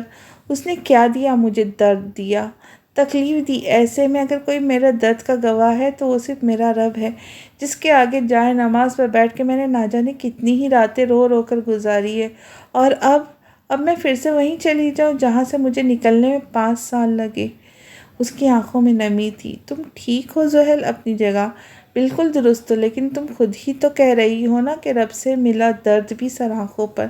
تو پھر اگر شہریان بھائی تمہارے لیے درد ہے تو اس درد کو اللہ کی طرف سے ملا ہوا درد سمجھ کر ایک موقع دو۔ کیا پتہ تمہارا یہی درد تمہارے سکون میں تبدیل ہو جائے۔ اس کے الفاظ اس کے دل پر مرہم کی طرح کام کر رہے تھے۔ چلو یہ چائے کی ٹرے تم پکڑو، یہ لے کر آئی۔ بات بدل کر وہ اس کے ہاتھ میں ٹرے پکڑا گئی، جسے تھام کر یشفا منہ بنا کر کچن سے نکل گئی۔ اس کے نکلتے ہی دروازے کے پیچھے سے نکلا۔ اس وقت پانی کا جگ لینے کچن میں آیا تھا، جب ان کی باتوں سے اس کے قدم جکڑ گئے۔ سبھی اس خڑوس کی حمایت میں لگ گئے ہیں۔ وہ خود سے بڑبڑائی۔ کچھ کہا؟ شہریان کچن میں داخل ہوا جب خاموشی میں اچانک سے اس کی آواز پر اچھل کر رہ گئی۔ اس کے چلنے پر گرم تیل کے چھینٹے اس کے ہاتھ پر گئے۔ اس کے کرہانے پر وہ تیزی سے اس کی طرف بڑھا۔ اس کے ہاتھ سے ہاتھ کھینچ کر اس نے اپنے سامنے کیا جو سرخ ہو چکا تھا، ایک خونخوار نظر اس پر ڈال کر فریج کی طرف بڑھا۔ سر شکر کہ وہ کریم موجود تھی۔ بنا کچھ کہے وہ کریم اس کے ہاتھوں پر لگانے لگا۔ اس کا انداز بظاہر الغرض تھا، لیکن اس کی نظر وہ خود پر محسوس کر رہا تھا۔ چھوڑو، نگیٹ جل جائیں گے میرے۔ اس سے ہاتھ چھڑا کر وہ تیزی سے چولہے کی طرف بڑھی۔ پانی کے نیچے مت کرنا بہت۔ ایک نظر اس پر ڈال کر وہ باہر نکل گیا۔ اس کے بے رخی میں بھی فکرمند انداز پر زحل کی بیٹ محسوس ہوئی تھی۔ زحل روم میں آئی تو اسے اپنا وہ گٹار پکڑے بیٹھا نظر آیا۔ ارے آ جاؤ زحل، شہریان بھائی گانا گانے لگے ہیں، یوشفا نے پرجوش انداز میں کہا۔ بٹ ہم تو مووی دیکھ رہے تھے نا۔ ہاں پہلے شہریان بھائی گانا گائیں گے، اس کے بعد ہم مووی دیکھیں گے۔ روہل اس کے ہاتھ سے ٹرے لے کر اسے اپنے ساتھ بٹھا گئی۔ وہ اس کے سامنے تھا، اس کا دل زور زور سے دھڑک رہا تھا۔ کتنے مشکلوں سے وہ اس کی آواز کی سحر سے نکلی تھی جب سے شہریان اسے چھوڑ کر گیا تھا۔ وہ روز اس کی ریکارڈنگ سنتی تھی جس میں اکثر وہ گنگناتا تھا۔ گٹار کی آواز سے ایک بار پھر وہ ماضی کی یادوں سے نکلی۔ آج اسے اپنی زندگی نے پھر وہیں لا کر کھڑا کر دیا تھا۔ گٹار بجنا شروع ہوا اور اس کے ساتھ ساتھ اس کے دل بھی ڈوب کر ابھرا تھا۔ تو ہی یہ مجھ کو بتا دے، چاہوں میں یا نہ، اپنے دل کا بتا دے، چاہوں میں یا نہ۔ کمرے میں اس وقت صرف اس کی آواز تھی جس کے سحر کو سب نے دم سادے سن رہے تھے۔ اتنا بتا دو تجھ کو چاہت ہے اپنی، مجھ کو یوں نہیں اختیار۔ پھر بھی یہ سوچا دل نے اب جو لگا ہوں ملنے، پوچھوں تجھے ایک بار، مجھے یہ مجھ کو بتا دے، چاہوں میں یا نہ۔ اس کے لہجے میں درد تھا جس کی وجہ سے شاید یہاں موجود ہر شخص کو ہی معلوم تھی۔ ایسی کبھی پہلے ہوئی نہ تھی خواہشیں کسی سے ملنے کی، نہ تھی کوششیں۔ الجھن میری سلجھا دے، چاہوں میں یہ نہ، آنکھوں میں جتا دے، چاہوں میں یا نہ۔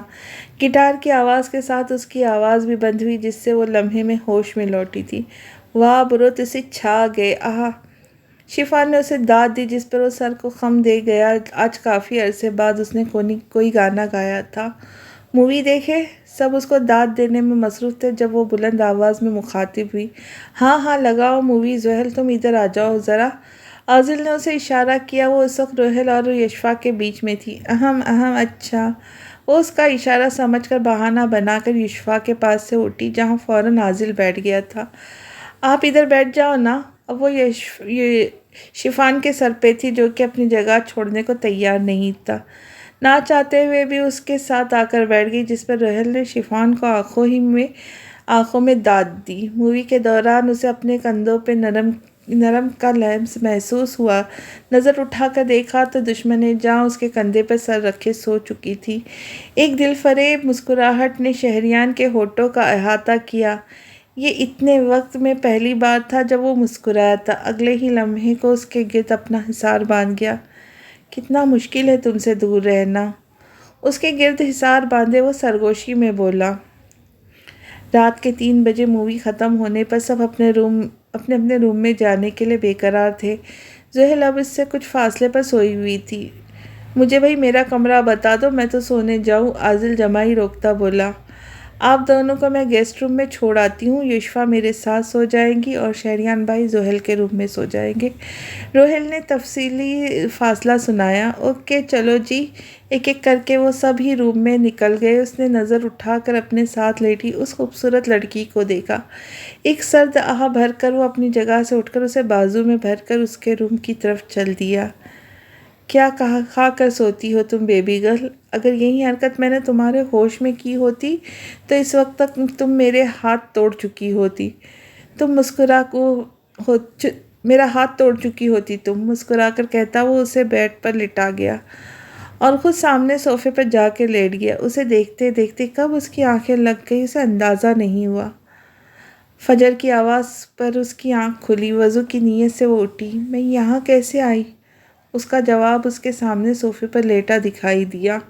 اوہ ایٹیٹیوڈ تو دیکھو، صوفے پر لیٹے ہیں جناب، خڑوس کہیں کا، خود سے کہتی وہ واش روم میں گھس گئی۔ چند لمحوں بعد وہ باہر آئی، جائے نماز بچھا کر بیٹھ گئی۔ آج 2 دن بعد اسے فجر کی نماز نصیب ہوئی تھی۔ اس کی آنکھیں کھلی تو وہ اسے جائے نماز پر بیٹھی نظر آئی۔ کچھ سوچتے ہوئے وہ آہستہ سے اس کے پاس جا کر بیٹھ گیا۔ کیا مانگتی ہو رب سے؟ اس کے حجاب میں لپٹے چہرے سے وہ سیدھا اس کے دل میں اتر رہی تھی۔ صبر، مختصر سا جواب آیا۔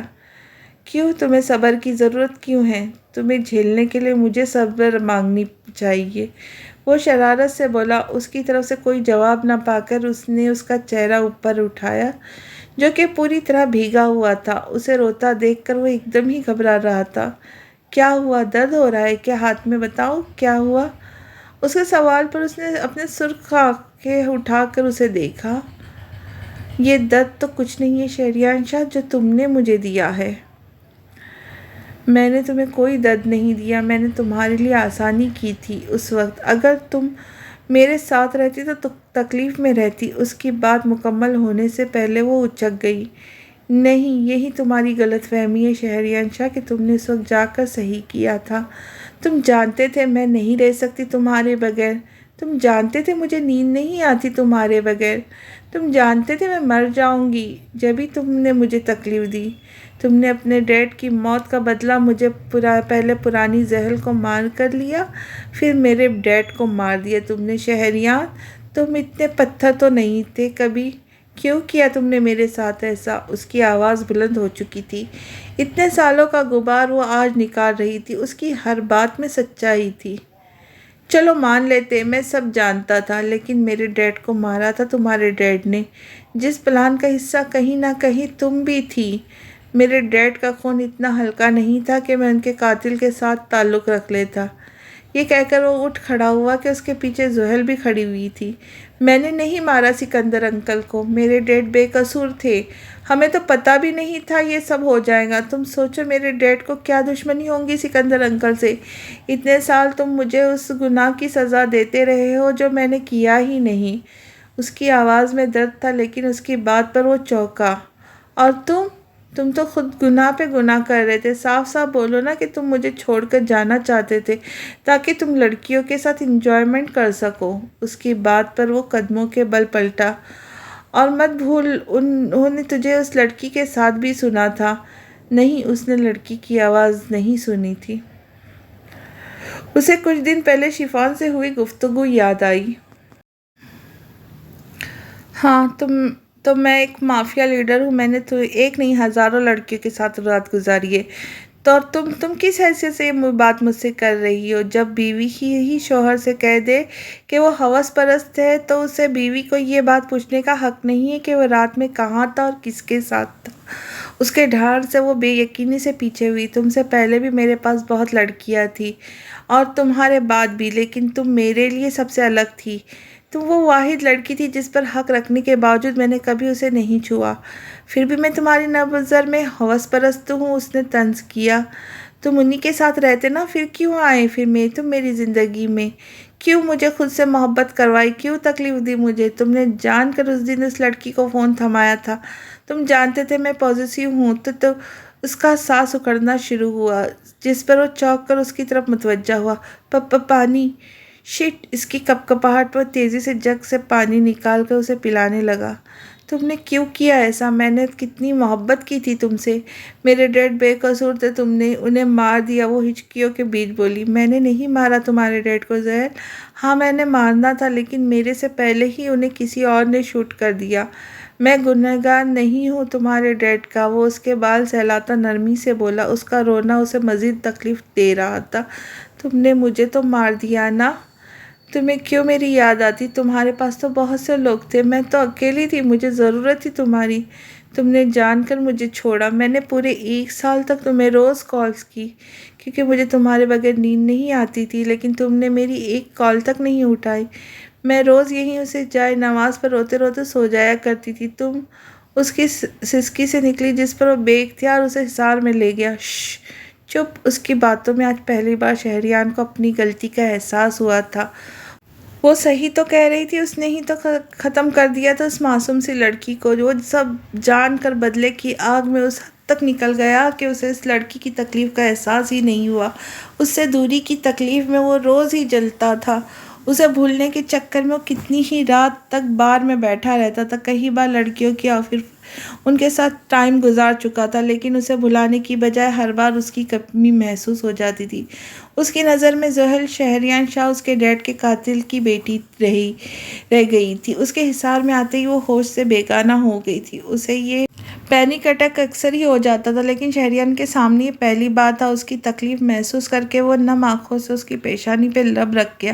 "I am sorry baby girl, میرا وعدہ ہے تم سے، یہ میری طرف سے ملنے والی آخری تکلیف ہوگی تمہیں۔" اسے بیڈ پر لٹانے کے بعد وہ بھاری قدموں سے باہر آتا، سگریٹ لبوں سے لگا گیا۔ اس کے ذہن میں بہت کچھ گردش کر رہا تھا۔ سلام بھائی، اسے ٹیرس پر کھڑا دیکھ شفان اس کے پاس آیا۔ "تو سویا نہیں؟" "سویا تھا، فجر پڑھنے اٹھا ہوں۔ تمہیں کیا ہوا؟" اس نے اس کے چہرے کا تفصیلی جائزہ لیا۔ "ڈیڈ کو زحل اور ابراہیم شاہ نے قتل نہیں کیا۔" اسے اپنی آواز کسی کھائی سے آتی سنائی دی۔ "اور اس بات پر تم نے یقین کیسے کیا؟" شفان کو کھٹکا سا ہوا۔ "میں نے اسے اکسایا، لیکن جب بھی اس کے لبوں پر بس یہی تھا، وہ بے گناہ ہے۔ میں نے اس کا ٹریگر پوائنٹ دبایا۔ میں بھی اس کی صرف ایک ہی بات تھی، اور وہ ابراہیم شاہ بے گناہ ہے۔" "اور اس کا ٹریگر پوائنٹ کیا ہے؟" شفان نے ابرو چکھائے، جس پر وہ گہرا سانس کیا۔ "میں نے اس سے کہا، میں بہت سی لڑکیوں کے ساتھ راتیں گزار چکا ہوں۔" اس کے بتانے پر شفان نے بے یقینی سے اسے دیکھا۔ "تم نے پھر وہی کیا شاہ؟ تمہیں کیا وہ کبھی معاف نہیں کریں گی؟ ایک بار پہلے بھی تو نے یہی کیا تھا، جب میں نے جب بھی روکا تھا۔ اور بھی بہت سے طریقے تھے۔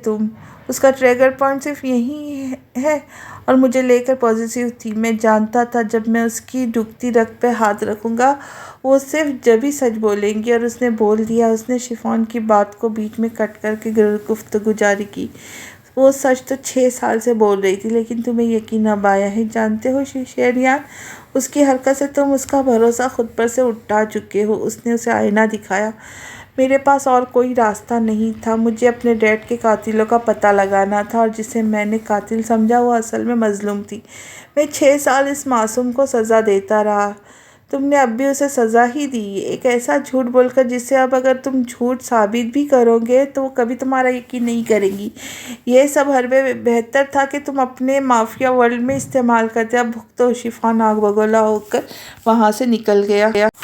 یہ شہریان کا اسپیشل سائن تھا۔ جب اسے کسی سے کچھ اگلوانا ہوتا یا سچ نکالنا ہوتا، وہ ہمیشہ اس شخص کا ٹریگر پوائنٹ دباتا تھا، اس کی دکھتی رگ پر ہاتھ رکھتا۔ زحل کی دفعہ میں اس کا ٹریگر پوائنٹ اسے کسی لڑکی کے ساتھ دیکھنا تھا۔ نکاح کے بعد اکثر ہی وہ شہریان کی طرف کسی لڑکی کو دیکھتا پاتی، وہ اسے وہیں کھڑی کھڑی سنا دیتی تھی۔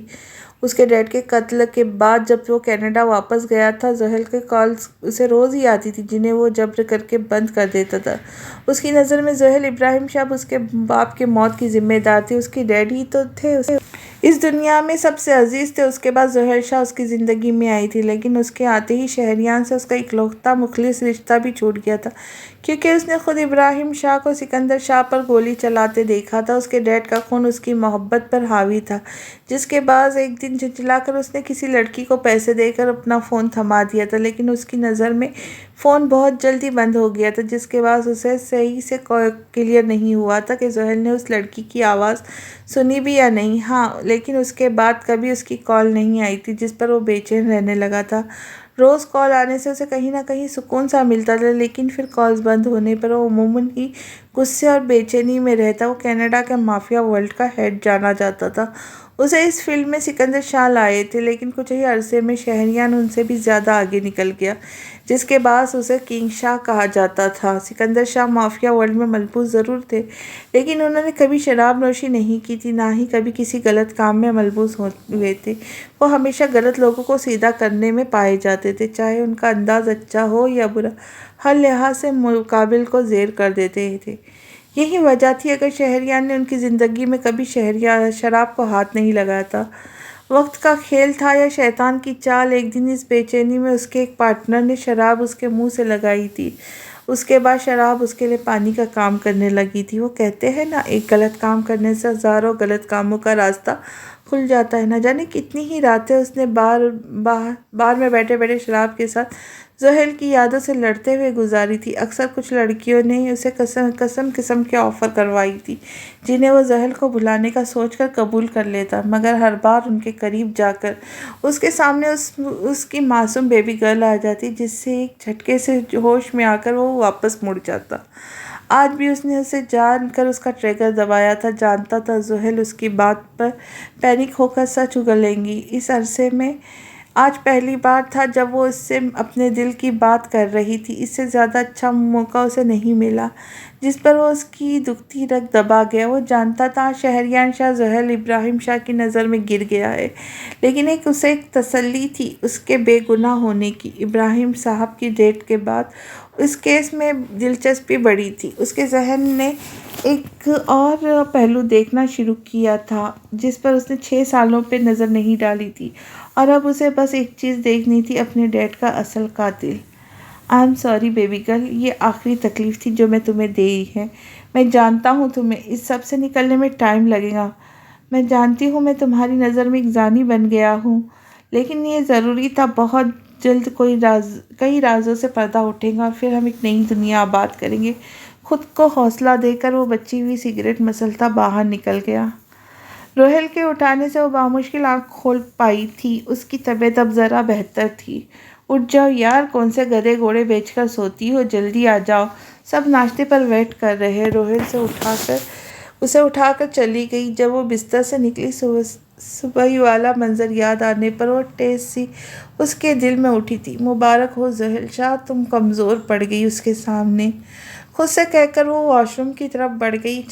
چند منٹ بعد وہ بلو پرنٹڈ لانگ شرٹ اور ٹراؤزر میں باہر آئی۔ شیشے کے سامنے آ کر بال بناتے ہوئے اس نے اپنے چہرے کا جائزہ لیا جو اس کے سوٹ کی طرح ہی زرد تھا۔ کچھ سوچتے ہوئے وہ فاؤنڈیشن لگا کر ہلکے سے میک اپ سے اپنے چہرے کی زردی کو مٹانے میں کامیاب ہوئی۔ باہر جانے کے لیے جیسے ہی پلٹی، اس کی نظر سامنے ٹیبل پر رکھے کارڈ پر گئی۔ اس نے کارڈ اٹھا کر پڑھا۔ میں جانتا ہوں تم مجھ سے خفا ہوں گی بیبی گرل، ہرٹ ہوں گی، تمہیں تکلیف ہوتی ہے تو تم روتی ہو، تم ایک لڑکی ہو، رو سکتی ہو۔ تم کہتی ہو نا مجھے درد نہیں ہوتا، میں پتھر ہوں، لیکن میں آج صرف یہ بولوں گا، مجھے درد ہو بھی تو میں رو نہیں سکتا، کیونکہ ایسا کرنے سے میں دنیا کی نظروں میں کمزور پڑ جاؤں گا، اور شہریار شاہ کمزور نہیں بننا چاہتا۔ میں جانتا ہوں تم مجھے معاف نہیں کرو گی، بس کچھ دن رک جاؤ، کچھ رازوں سے پردہ اٹھنے دو، ہو سکتا ہے مجھے تم سے معافی بھی مل جائے۔ اس کا کارڈ پڑھ کر وہ تلخی سے مسکرائی باہر آ گئی۔ ناشتے کی ٹیبل پر سب اس کا انتظار کر رہے تھے، لیکن وہ اسے کہیں نظر نہیں آیا۔ شہریار کہاں ہے؟ اس نے بے اختیار ہو کر پوچھا، جس پر رحل اور ایشفا نے اسے آنکھوں میں چھیڑا۔ وہ گھر چلا گیا، تمہیں تو پتہ ہے آفس جانا تھا۔ کپڑے تو اس کے وہیں تھے۔ شفان اس کے طرف دیکھ کر بولا، جس پر وہ سر ہلاتی کرسی کھینچ کر بیٹھ گئی۔ تمہاری طبیعت ٹھیک ہے نا؟ اس کا جائزہ لے کر وہ تشویشی انداز میں بولا۔ جی شفان بھائی، مجھے کیا ہونا ہے؟ آفس چلوں گی؟ اس کی بات پر مطمئن ہو کر اس نے پھر سوال کیا۔ جی جانا ہے۔ چلو بھئی، آپ لوگ آفس کی باتیں چھوڑیں اور ناشتہ کریں، ٹھنڈا ہو رہا ہے۔ رحل کے کہنے پر وہ دونوں کندھے اچکا کر کھانے میں مصروف ہو گئے۔ کچھ ہی دیر میں یشفا اور عادل اپنے اپنے گھر کو نکل گئے تھے۔ شفان زحیل کے انتظار میں اب عابد صاحب کے ساتھ بیٹھا تھا۔ وہ اس وقت حریم بیگم کے روم میں ان کی گود میں سر رکھے لیٹی ہوئی تھی۔ کیا ہوا میرا بچہ، اداس ہے کیا؟ وہ اس کے بالوں میں ہاتھ پھیرتی بولی۔ مام، مرد اور عورت کی زندگی کتنی عجیب ہوتی ہے نا؟ جو چیزیں مرد کو خود کے لیے ٹھیک لگتی ہیں، وہی چیزیں وہ عورت کے لیے برداشت نہیں کر پاتا۔ اس کی آواز میں شکوہ تھا۔ زحیل بیٹا، یہ سوچ اپنی ذہن سے نکال دو، شہریار کو معاف کر کے ایک اچھی زندگی شروع کرو۔ کیسے نئی زندگی شروع کروں، کیسے معاف کروں اسے؟ اب جانتی ہے اس نے؟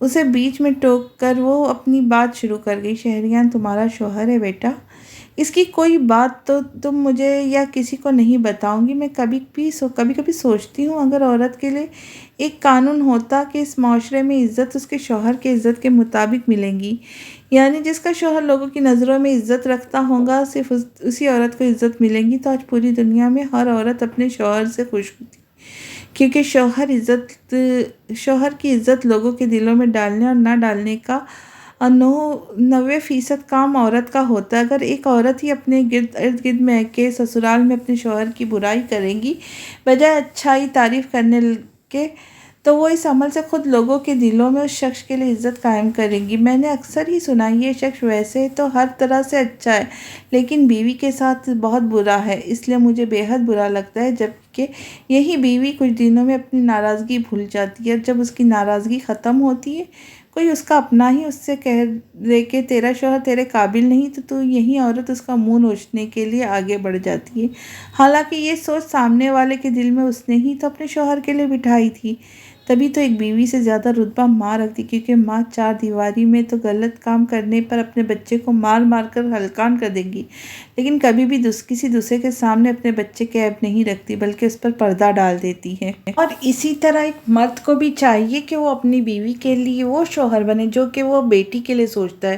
جو مرد یہ دعویٰ کرے کہ وہ کوئی ظلم نہیں کرتا، کچھ غلط نہیں کرتا اپنی بیوی کے ساتھ، ایک بار اسے یہ ضرور پوچھا جائے کہ کیا وہ اپنا جیسا شوہر بیٹی کے لیے سوچتا ہے۔ جو مرد یہ دعویٰ کرے کہ وہ کوئی ظلم نہیں کرتا، کچھ غلط نہیں کرتا اپنی بیوی کے ساتھ، تو ایک بار اسے یہ ضرور پوچھا جائے کیا وہ اپنے جیسا شوہر اگر یہ دونوں اس بات کو سمجھ کر عمل کرنے لگے تو کوئی بیٹی نہ تو شادی کرنے سے ڈرے گی نہ ہی کوئی بیٹا۔ یہ کہہ کر بات ٹالنے سے مجھے ان جھمیلوں میں نہ پڑنا ہی نہیں۔ اگر سمجھ کر عمل کرے تو برے بیٹی نہ آپس میں رکھ کر ختم کر دے اور اچھائی دنیا میں پھیلائے تو نہ تو کوئی مرد ظالم بنے گا اور رہی کوئی عورت مظلوم۔ انسان محبت کا بھوکا ہوتا ہے، فوراً نہیں کچھ عرصے میں یہ محبت پھر سے پتھر دل کو بھی موم کر دیتی ہے۔ اور میرے بچے یہ راستہ تو اسلام بھی ہمیں بتاتا ہے، ایک بار اپنے رب کے بتائے راستے پہ چل کر تو دیکھو، تم اپنے سارے غم بھول جاؤ گے۔ ٹھہر کے اسے سمجھاتے ہوئے بولی، ہاں اگر تمہیں اپنے سسرال والوں سے کوئی پریشانی ہے تو مجھے بتاؤ، میں تمہیں اس کا حل بتاؤں گی،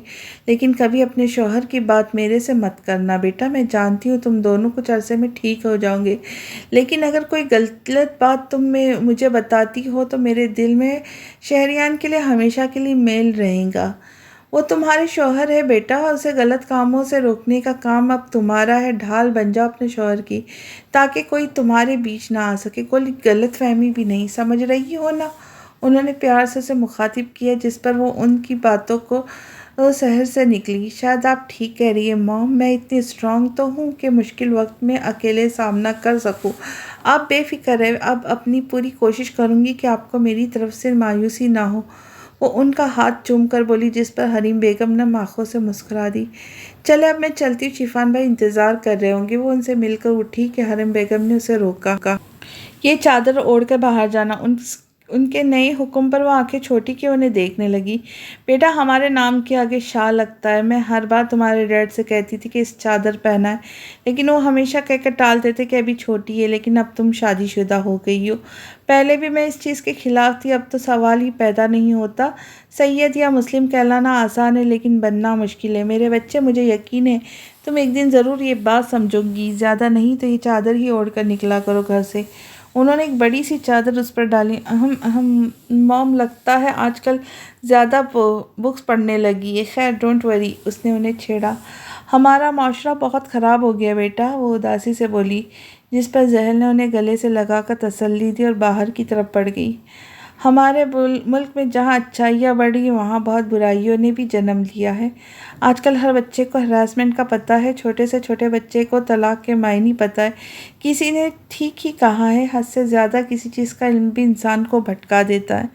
جہاں عورتوں کی مظلومیت پر لوگوں نے ایکشن لینا شروع کیا، وہاں کچھ عورتوں نے بھی جھوٹے الزام لگا کر غلط فائدہ بھی اٹھا لیا۔ جہاں پہلے ماں باپ ہراسمنٹ کی بات بچوں کے سامنے نہیں دہراتے تھے، وہاں سوشل میڈیا نے ہر نئی نسل سے اس کا ذکر عام کر کے جہاں اچھائی اٹھانی چاہیے، وہیں کچھ جوان خونوں نے اس کا غلط استعمال بھی نکال لیا۔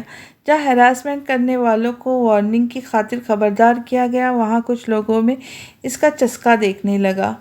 غرض یہ کہ جہاں اچھائی ہوتی ہو وہاں برائی بھی ہوتی ہے۔ اگر ہر شخص خود سے بس ایک عہد کر لے کہ وہ اپنی ذات سے کسی نقصان نہیں پہنچائے گا تو یہ معاشرہ ظلم ستم سے پاک ہو جائے گا۔ ایک انسان کبھی اپنی ذات سے کسی کو نقصان نہیں پہنچاتا، اور جو پہنچاتا ہے وہ ہمارے اندر کا شیطان ہوتا ہے، ہمارا نفس ہوتا ہے، جسے مار کر ہی انسان بنتا ہے۔ انسانیت کا دنیا دینا آسان ہے، انسان بننا انسانیت کہہ دینا آسان ہے، انسان بننا اور کہلانا بہت مشکل ہے۔ آج کی کہانی آپ کو کیسی لگی ضرور بتائیے۔ انشاءاللہ جلد ہی آپ اگلی قسط لے کر حاضر ہوں گی۔ دیری کے لیے معذرت چاہتی ہوں، بس تھوڑی مصروفیت کی وجہ سے جلدی اگلی قسط نہیں پیش کر پائی۔ انشاءاللہ کوشش کروں گی جلدی قسطیں اپلوڈ کروں۔ تو تب تک کے لیے اجازت دیجیے، میں جلدی ہی اس کہانی کا اگلا حصہ لے کر آپ کی خدمت میں آؤں گی۔ تو تب تک کے لیے خوش رہے، خوشیاں بانٹے، اور نئے آنے والوں سے گزارش ہے کہ چینل کو سبسکرائب ضرور کریں اور لائک اور شیئر کا بٹن ضرور دبائیے۔ تو ملتے ہیں اگلی قسط کے ساتھ۔ اللہ حافظ۔